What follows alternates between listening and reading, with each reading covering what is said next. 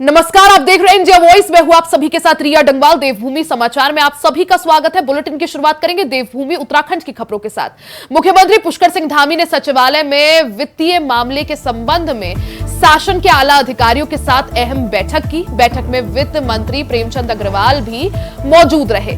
बैठक में मुख्यमंत्री पुष्कर सिंह धामी ने अधिकारियों को आवश्यक दिशा निर्देश दिए, जिसकी वित्त की मितव्यता पर ध्यान रखा जाए, जिससे राज्य में विकास की रफ्तार बढ़ सके।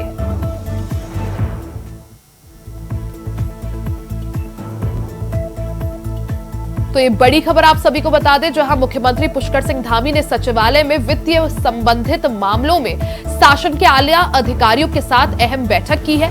बैठक के दौरान वित्त मंत्री प्रेमचंद अग्रवाल भी मौजूद रहे।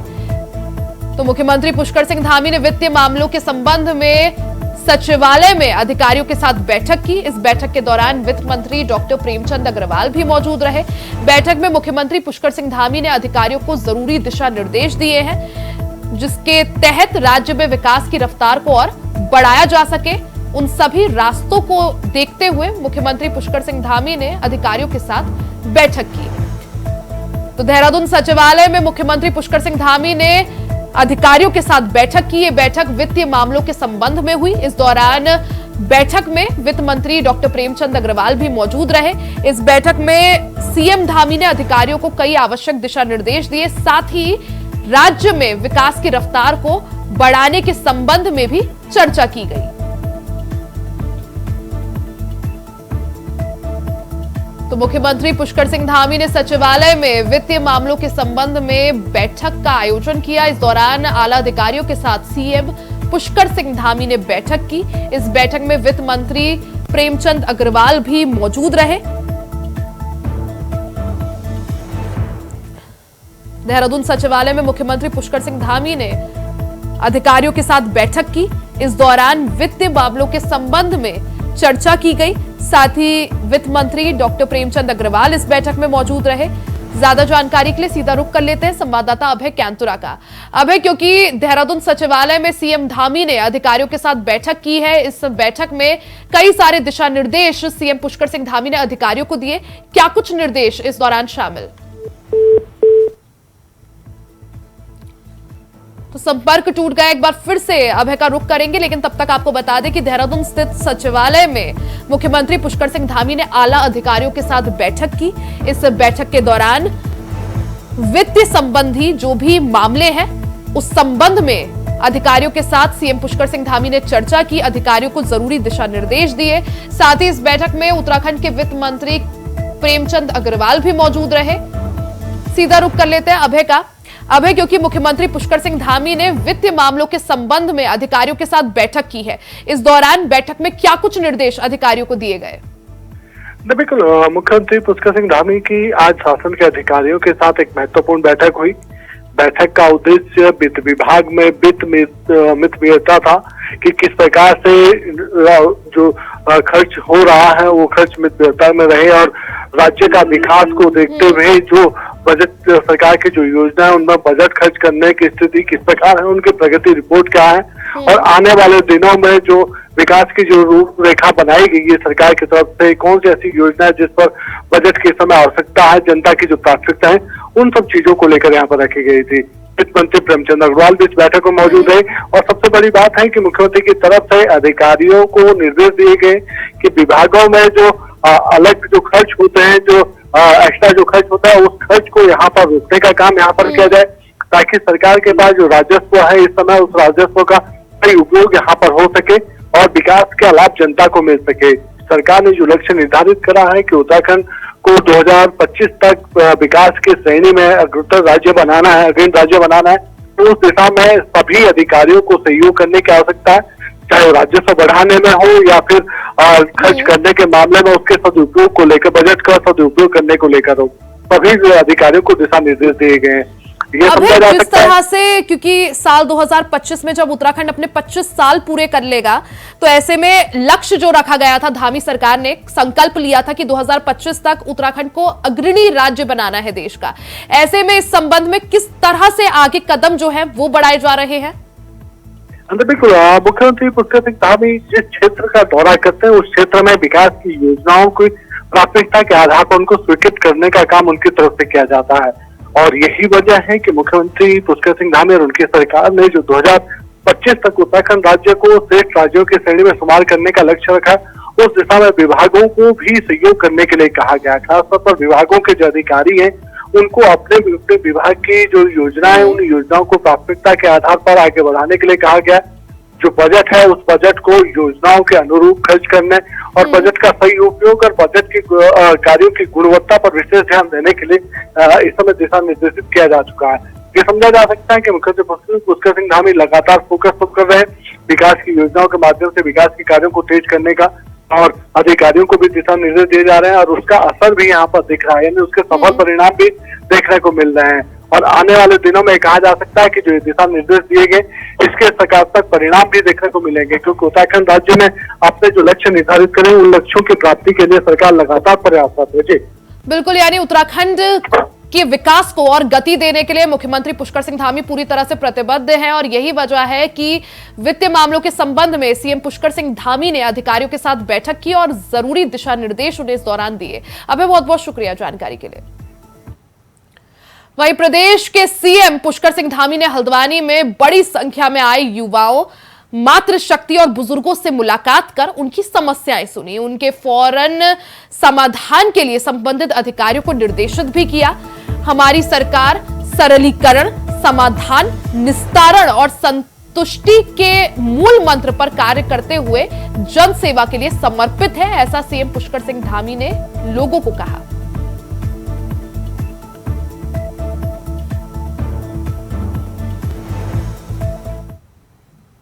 वहीं उत्तराखंड की केदारनाथ सीट पर उपचुनाव को लेकर चुनाव आयोग ने तारीख घोषित कर दी है। जी हां, केदारनाथ विधानसभा सीट पर 20 नवंबर को उपचुनाव होगा। इसी को लेकर उत्तराखंड की मुख्यमंत्री पुष्कर सिंह धामी ने कहा कि प्रधानमंत्री मोदी के प्रधानमंत्री बनने के बाद भव्य केदार बना है। 2013 की आपदा के बाद केदारनाथ में काफी नुकसान हुआ था, पूरा परिसर क्षतिग्रस्त हो गया था।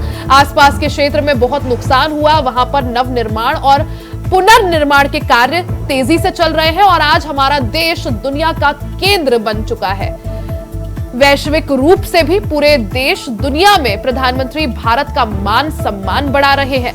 वहीं कांग्रेस केदारनाथ के नाम पर केवल राजनीति करने का काम कर रही है।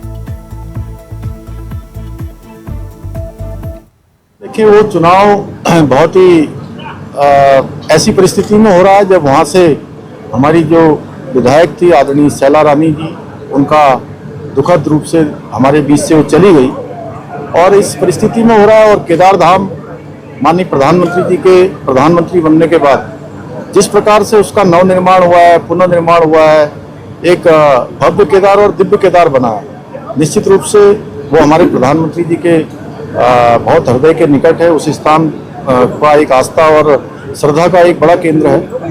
तो वहाँ के लोग विकास जो वहाँ पर हुआ है उस विकास को आगे बढ़ाएंगे। पिछले दिनों जो आपदा आई थी वहाँ पर, उस आपदा में भी जिस प्रकार से तेजी से काम हुआ है सब लोगों ने देखा है। और मैंने भी कहा है, वहाँ जाकर भी कहा था, पहले भी कहा था कि जितने समय तक केदारनाथ क्षेत्र को नया विधायक नहीं मिल जाता, मैं भी उनके विधायक के रूप में काम करूँगा। उस कड़ी में अनेक अनेक कामों को हमने आगे बढ़ाया। विकास का क्रम वहाँ शुरू हुआ है। दूसरे चरण की यात्रा अभी प्रारंभ हुई है और इतना सारा 29 स्थानों पर सड़क मार्ग अवरुद्ध हो जाने के बाद, भूस्खलन होने के बाद, संपर्क कट जाने के बाद भी अब यात्रा फिर से जोरों पर वहाँ पर हो गई है। देश दुनिया के लोग यात्रा में आ रहे हैं, श्रद्धालु आ रहे हैं, तीर्थयात्री आ रहे हैं। हम सबकी सुविधा, सबकी सुरक्षा का विशेष ध्यान रखते हुए जो हमारे पहले चरण की यात्रा में हमारे होटल वालों को, घोड़े खच्चर वालों को, वहाँ के संचालकों को, जो यात्रा से जुड़े हुए लोग हैं, टैक्सी ड्राइवरों को, जिनका इस चारधाम यात्रा के कारण से अपना काम चलता था, थोड़ी बहुत परेशानी हुई। खबर देहरादून से है, जहां बीते 31 जुलाई को केदारनाथ धाम में आई आपदा के बाद विभागीय अधिकारियों ने नुकसान का आकलन कर शासन को प्रस्ताव भेजा है। पीडब्ल्यूडी और सिंचाई विभाग के कुल 41 प्रस्ताव में से 48 करोड़ 36 लाख के नुकसान का अनुमान लगाया गया है। प्रदेश के आपदा प्रबंधन सचिव विनोद कुमार सुमन ने इसकी जानकारी दी है। उन्होंने बताया कि जिन 41 प्रस्तावों पर स्वीकृति दी गई है उनमें लोक निर्माण विभाग के 19 प्रस्ताव है जिनकी लागत 29 करोड़ 34 लाख और सिंचाई विभाग के 12 प्रस्तावों पर जिनकी लागत 19 करोड़ 1 लाख है। कुल 41 प्रस्तावों की लागत 48 करोड़ 36 लाख है।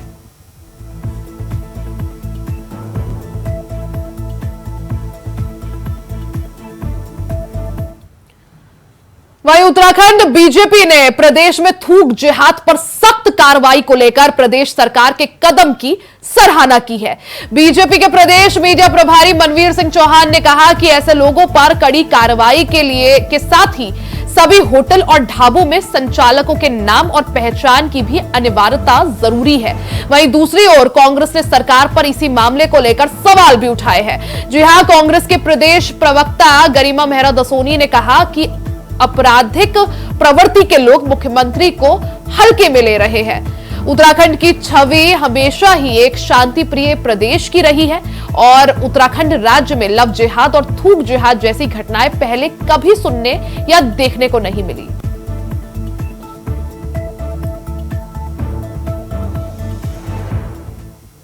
निश्चित रूप से ऐसे कुकृत्य करने वाले लोगों को किसी भी हालत में क्षमा नहीं किया जा सकता है और इसके लिए मैं आदरणीय मुख्यमंत्री पुष्कर सिंह धामी जी का और पूरे पुलिस प्रशासन का धन्यवाद करता हूं कि उनके द्वारा इस पर कड़ी कार्रवाई की जा रही है और ऐसे लोगों को जो भी दोषी पाए जाते हैं उनको सख्त से सख्त सजा मिलनी चाहिए। और मैं तो अपनी सरकार से भी अनुरोध करूंगा कि जो पहचान जो चाहे किसी होटल में ढाबे में किसी भी उस पर अगर कोई काम कर रहा है तो निश्चित रूप से उसकी पहचान होनी चाहिए और उसके एक पहचान पत्र भी जारी किया जाना चाहिए। अच्छी बात है, जल्दी हमें भी है उन लोगों को जानने की, उनका चेहरा देखने की कि ऐसे कौन लोग हैं जो हमारे उत्तराखंड की फिजाओं में जहर घोल रहे हैं। हम भी जानना चाहते हैं वो कौन लोग हैं, क्योंकि अचानक से लव जिहाद की बाढ़ आती है, अचानक से जो है थूक जिहाद की बाढ़ आती है। लेकिन मैं मुख्यमंत्री जी से कहना चाहती हूँ, केवल जिहाद शब्द बोल देने से क्राइम खत्म नहीं होगा।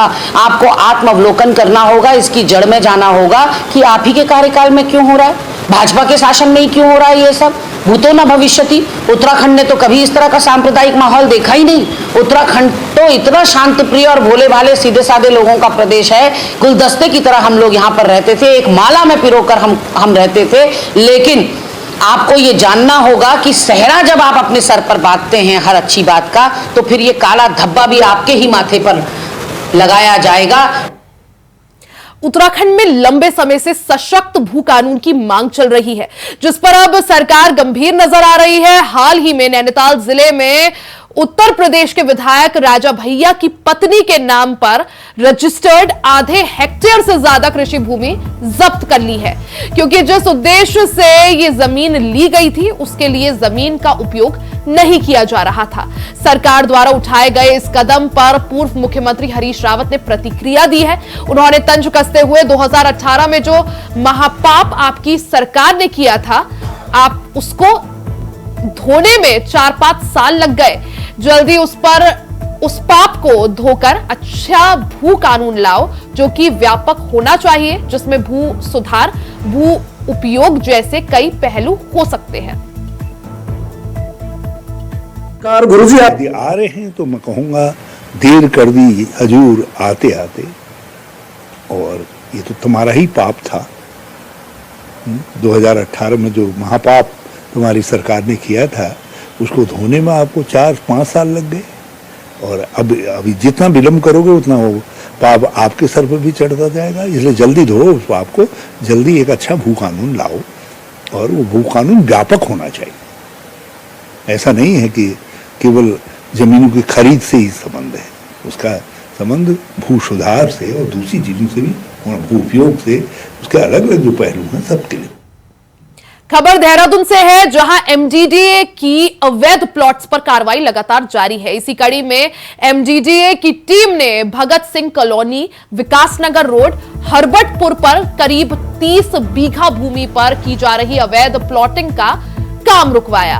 प्राधिकरण के उपाध्यक्ष बंशीधर तिवारी ने सभी सेक्टरों के अधिकारियों को निर्देश दिए हैं कि अगर कहीं भी अवैध प्लॉटिंग की सूचना मिलती है उस पर तुरंत कार्रवाई की जाए।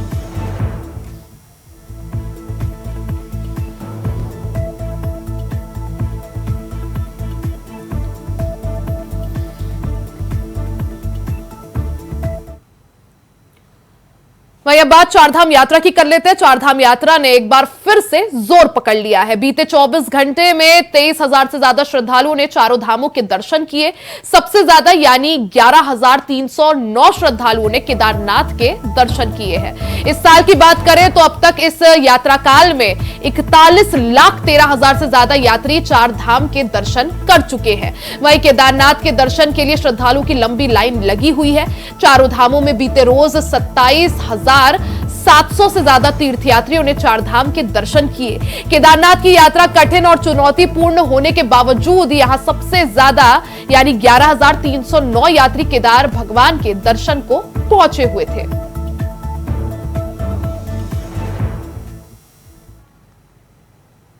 देखिए, आप जानते हैं कि बरसात के मौसम में आमतौर पर जो श्रद्धालु होते हैं, यात्रियों की संख्या होती है, वो स्वाभाविक रूप से घट जाती है। और इस वर्ष वर्षा भी काफी तेज रही है और काफी टूट भी हुई है। खास करके केदार घाटी में काफी वर्षा हुई और केदारनाथ जो पैदल मार्ग से लेकर मोटर सड़क थी तो वो तक क्षतिग्रस्त हो चुकी थी कुछ स्थानों पर, और कुछ स्थानों पर पूरी तरीके से वॉश आउट हो चुकी थी। लेकिन उसके बावजूद प्रदेश सरकार के स्तर से, माननीय मुख्यमंत्री जी के स्तर से निरंतर जो मॉनिटरिंग की गई और स्वयं माननीय मुख्यमंत्री जी निरंतर वहाँ स्थलीय भ्रमण भी उन्होंने किया। उसके पश्चात से बहुत तेजी के साथ में जो कार्यदायी संस्थाएं थी उन्होंने बहुत तेजी के साथ में कार्य किया और जो पैदल मार्ग भी था, मोटर मार्ग भी था, उसको खोल दिया गया है। और जैसे ही मानसून का असर कम हुआ है उसके पश्चात से आप देख सकते हैं कि श्रद्धालुओं की, यात्रियों की संख्या में काफी बढ़ोतरी हुई है। वहीं देहरादून नगर निगम में स्ट्रीट लाइट्स की मरम्मत, गार्बेज पॉइंट निस्तारण के संबंध में जिलाधिकारी सविन बंसल ने नगर निगम परिसर में समीक्षा बैठक की, जहां इस दौरान नगर आयुक्त गौरव कुमार सहित नगर निगम के तमाम आला अधिकारी मौजूद रहे। इस दौरान तमाम क्षेत्रों में खराब पड़ी स्ट्रीट लाइट्स को लेकर जिलाधिकारी सविन बंसल ने अधिकारियों को कड़ी फटकार लगाकर नाराजगी जाहिर की। वहीं मीडिया से मुलाकात करते हुए जिलाधिकारी सविन बंसल ने कहा कि स्ट्रीट लाइट्स और गार्बेज पॉइंट निस्तारण के संबंध में अधिकारियों को दिशा निर्देश दिए गए हैं। साथ ही पूरे शहर भर में जहां जहां स्ट्रीट लाइटें खराब पड़ी है उनको फौरन ठीक कराने को भी कहा गया है, ताकि आम जनमानस को किसी भी तरह की असुविधा ना हो।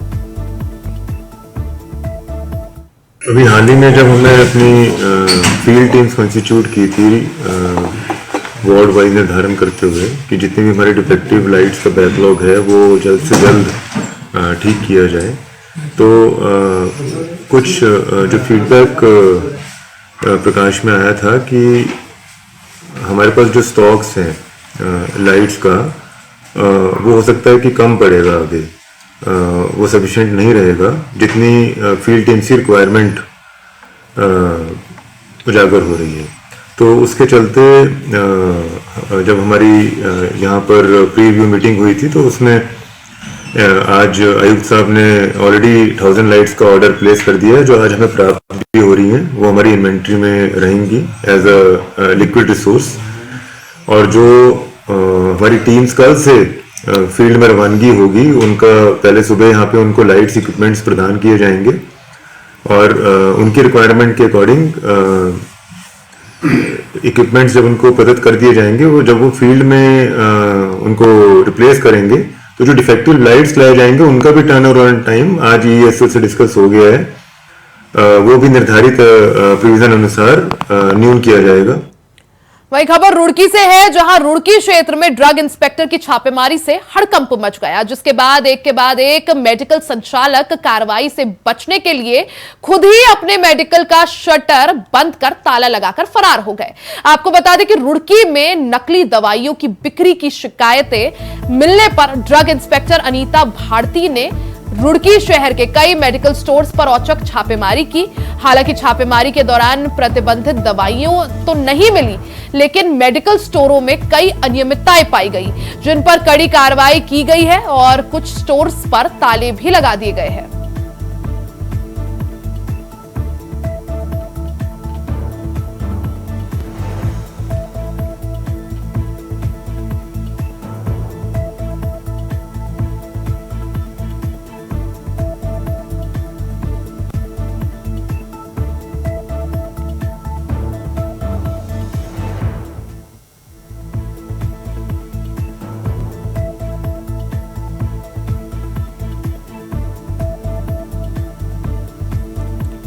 खबर रुड़की से है, जहां ड्रग इंस्पेक्टर अनीता भारती ने शहर भर के सभी मेडिकल स्टोर्स का निरीक्षण किया। इस दौरान वो औचक निरीक्षण करने पहुंची।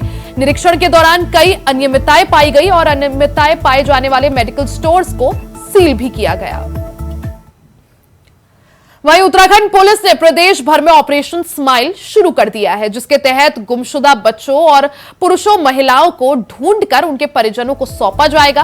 कार्यवाहक डीजीपी अभिनव कुमार ने इसके लिए निर्देश भी जारी कर दिए हैं। साल 2015 से शुरू किए गए इस अभियान में अब तक 6000 के करीब गुमशुदा बच्चों और लोगों को तलाश किया जा चुका है। इसके साथ ही इस साल 1 मई से 30 जून तक 1370 गुमशुदा लोगों को तलाश किया गया है, जिसके लिए देहरादून, हरिद्वार, नैनीताल और उधम सिंह नगर में 5-5 टीमें बनाई गई हैं और बाकी जिलों में 1-1 टीम का गठन किया गया है। 15 से जो है ऑपरेशन स्माइल को जो है लगातार जो है इसको इम्प्लीमेंट करा रहे। आज से हम 2 महीने का पुनः जो है एक बार ऑपरेशन स्माइल को इम्प्लीमेंट करा रहे। इस बार हमारा विशेष फोकस जो है वो मिसिंग गर्ल्स है और माइनर्स है, उन पर हमारा विशेष जो है ये फोकस रहेगा। जो ऐसी नाबालिग लड़कियां है जो घर से चली जाती है, मिसिंग रहती है और जो अब तक बरामद नहीं हुई है, उनके ऊपर हमारा विशेष फोकस रहेगा। 2015 से अब तक उत्तराखंड पुलिस ने जो है ऑपरेशन स्माइल चलाकर 6000 के लगभग जो है वो मिसिंग्स को जो है वो रिकवर किया है। तो एक बड़ा टास्क हमेशा मिसिंग पर्संस का जो है पुलिस के लिए रहता है। तो इसमें जो है हमारी तमाम AHTU की टीमें जो है एंटी ह्यूमन ट्रैफिकिंग, इसके अलावा DCRB, तो ये सारी हमारी स्पेशल टीमें होती है जो इस कार्य में लगी रहती है। इसके अलावा हमको अन्य विभाग जैसे सोशल वेलफेयर है, NGOs है, इनके माध्यम से CWCA, इनका भी हमको हेल्प लगता है। तो ये बड़ा टास्क मिसिंग को रिकवर करना होता है। तो इसमें जो है उत्तराखंड पुलिस हमेशा ही जो है एक अच्छा कार्य करती है और जो है एक इसमें अभी ये पुनः जो है 2 माह का एक ऑपरेशन स्माइल आज से लागू किया। वहीं वरिष्ठ पुलिस अधीक्षक देहरादून ने बीते दिनों विदेश भेजने के नाम पर लोगों से ठगी करने वाली फर्जी कंसल्टेंसी एजेंसी के खिलाफ चार्जशीट दाखिल की है। फर्जी एजेंसियों के खिलाफ दून पुलिस सख्त कार्रवाई कर रही है। जानकारी मिलने पर 5 अन्य पीड़ितों और उनके परिजनों द्वारा प्राइड गोल्ड ग्लोबल एजुकेशन नाम की फर्म द्वारा विदेश में नौकरी दिलाने के नाम पर उनके साथ लाखों की ठगी करने के मामले में एसएसपी देहरादून से मुलाकात कर केस दर्ज करवाया था, जिसमें बताया गया था कि फर्म के संचालक कुणाल नारायण उनियाल और उनकी पत्नी गीतांजलि उनियाल और एक अन्य सहयोगी ने 5 पीड़ितों को पोलैंड, नॉर्वे, ऑस्ट्रिया और अन्य यूरोपीय देशों में नौकरी दिलाए जाने के नाम पर और विदेश भेजने के लिए रजिस्ट्रेशन, वर्क परमिट और वीजा वेरिफिकेशन के नाम पर लाखों की धोखाधड़ी उनके साथ की और पैसे वापस मांगने पर उन्हें धमकाने लगे। वरिष्ठ पुलिस अधीक्षक ने कहा कि प्रकरण की गंभीरता को देखते हुए तुरंत कार्रवाई किए जाने के निर्देश दिए गए हैं। के नाम पर बहुत सारी एजेंसीज यहाँ पर खुल जाती हैं और खासकर मैंने देखा है जो बाहर के युवा हैं वो बहुत ज़्यादा जो नौकरी करने के लिए बाहर के लिए अप्लाई करते हैं और बड़ी मुश्किल से जो है वो अपने डॉक्यूमेंटेशन को तैयार कराते हैं, जिसमें काफ़ी पैसा भी लगता है। विगत दिनों देखा गया कुछ ऐसी एजेंसीज थी जिन्होंने बाहर विदेश तो भेज दिया लेकिन फेक लेटर्स उनको ज्वाइनिंग के बनाया, जिसके बाद वो युवा जो है वहाँ फंस गए, बड़ी मुश्किल से वो वापस आए। तो ऐसे ही मुकदमे दर्ज किए गए। तभी हाल फिलहाल में फिर देखा गया कि एजेंसी द्वारा जो है करीब 4 लोग की ठगी की शिकायत आई थी, जो युवा पहाड़ों से आकर यहाँ पर जॉब के चक्कर में विदेश जाना चाहते हैं। उनको फेक लेटर्स देकर या उनसे पैसे लेने के बाद उनको सही डॉक्यूमेंट नहीं दिया, उनका वीज़ा नहीं बने और उन 4 की शिकायतों पर जाँच कराई गई। जाँच के बाद थाना डाल। वहीं रुड़की के पिरान कलियर में पुलिस और खाद्य विभाग की टीम ने एक स्टोरेज गोदाम पर मिलावटी पनीर की सूचना पर छापेमारी की। छापेमारी के दौरान 10 क्विंटल पनीर टीम को बरामद हुआ, जिसका सैंपल जांच के लिए भेजा गया है। आपको बता दें कि त्योहारी सीजन को लेकर खाद्य सुरक्षा विभाग और पुलिस अलर्ट मोड पर है। पिरान कलियर पुलिस को सूचना मिली कि नई बस्ती पिरान कलियर में एक स्टोरेज गोदाम पर मिलावटी पनीर लाया जा रहा है। सूचना मिलने पर पुलिस की टीम मौके पर पहुंची। टीम ने नई बस्ती से एक स्टोरेज गोदाम और एक मैक्स गाड़ी से करीब 10 क्विंटल पनीर बरामद किया और सूचना खाद्य सुरक्षा विभाग को दी, जिस पर जिला खाद्य सुरक्षा अधिकारी महिमानंद जोशी और खाद्य सुरक्षा निरीक्षक योगेंद्र पांडे ने टीम के साथ मौके पर पहुंचकर दस्तावेजों की जांच की, जिसमें लाइसेंस, चौहान डेयरी रहमतपुर के नाम से पाया गया। खाद्य सुरक्षा विभाग की टीम ने पनीर का सैंपल लेकर जांच के लिए लैब भेज दिया है।